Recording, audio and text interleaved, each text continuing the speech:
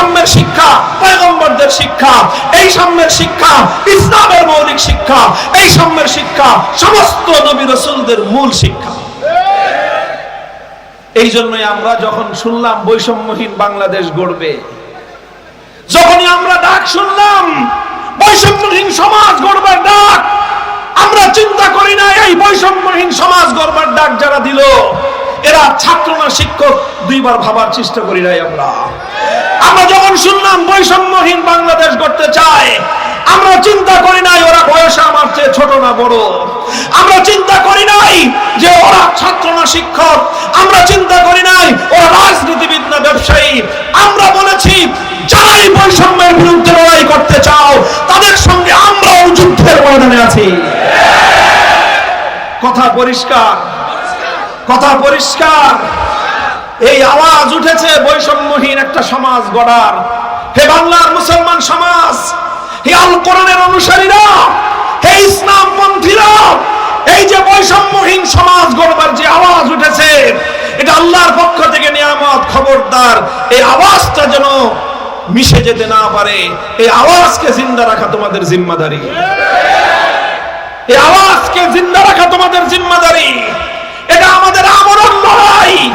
আজ এই হাজারো মানুষের মজমায় আপনারা আমাকে মহব্বত করেন, ভালোবাসেন, সেই জায়গা থেকে বলে যাচ্ছি আপনাদের কাছে আমাদের জিন্দগির স্বপ্ন, আমাদের জীবনের মিশন, আমরা আল্লাহ প্রদত্ত আমাদের এই সোনার সমাজ থেকে, আল্লাহ প্রদত্ত এই সোনার দেশ থেকে সকল প্রকার বৈষম্য উৎখাত করে শান্তি সাম্যের সমাজ আমরা উপহার দেব ইনশাআল্লাহ।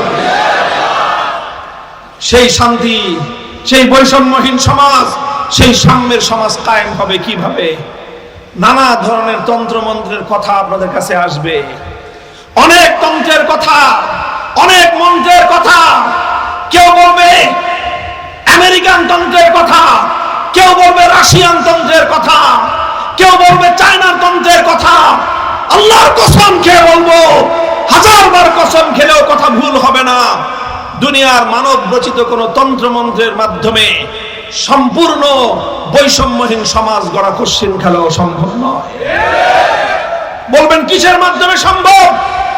সম্ভব ওই জিনিসের মাধ্যমে আল্লাহ পাক রব্বুল আলামিন দুনিয়া থেকে বৈষম্য দূর করার জন্য যেই কিতাব নাজিল করেছিলেন সেই কিতাবের মাধ্যমে বৈষম্যহীন সমাজ গড়া সম্ভব। এজন্যই আমরা বলি আল কোরআনের সমাজ গড়তে হবে। এজন্যই আমরা বলি আল্লাহ পয়গম্বর প্রদত্ত খেলাফতের রাজ কায়েম করতে হবে। কোরআনের সমাজ গড়বার আমাদের এই আওয়াজ, খেলাফতের রাজ কায়েম করবার এই আওয়াজ। এটাকে যদি বলেন রাজনীতি, এটাই আমাদের রাজনীতি। এটাকে যদি বলেন এটা আমার ঈমান, তাহলে এটাই আমার ঈমান।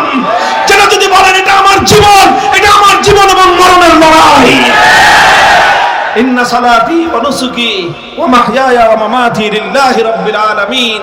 সেই কোরআনের রাজ গড়ার জন্য, সেই ইসলামী সমাজ গড়বার জন্য, সে আল্লাহর নবীর আনিত খেলাফতের শাসন ব্যবস্থা দুনিয়ার মানুষকে উপহার দেওয়ার জন্যই আমরা ভাই চেষ্টা করতেছি।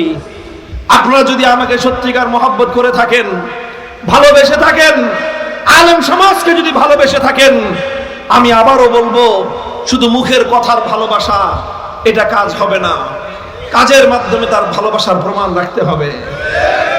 আপনারা মহব্বত করেছেন, আমি আপনাদেরকে মহব্বত করি। ইনশাআল্লাহ আমাদের মহব্বতের সূত্র হবে আমরা আল কোরআনের সমাজ গড়তে চাই, আমরা ইনসাফের সমাজ গড়তে চাই, এবং আমরা আল্লাহর কোরআনের প্রদত্ত খেলাফতের রাষ্ট্র ব্যবস্থা প্রতিষ্ঠা করতে চাই। প্রস্তুত থাকবেন তো ইনশাআল্লাহ?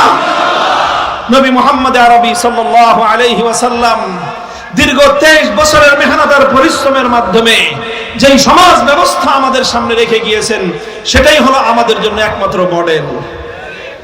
আমাকে একদিন এক টকশোতে, টেলিভিশনের টকশোতে গিয়েছিলাম অনেক দিন আগে। আপনারা অনেকেই দেখেছেন, হয়তো অনলাইনে এখনো আছে, কারণ আমার টকশোতে আমার সাথে যে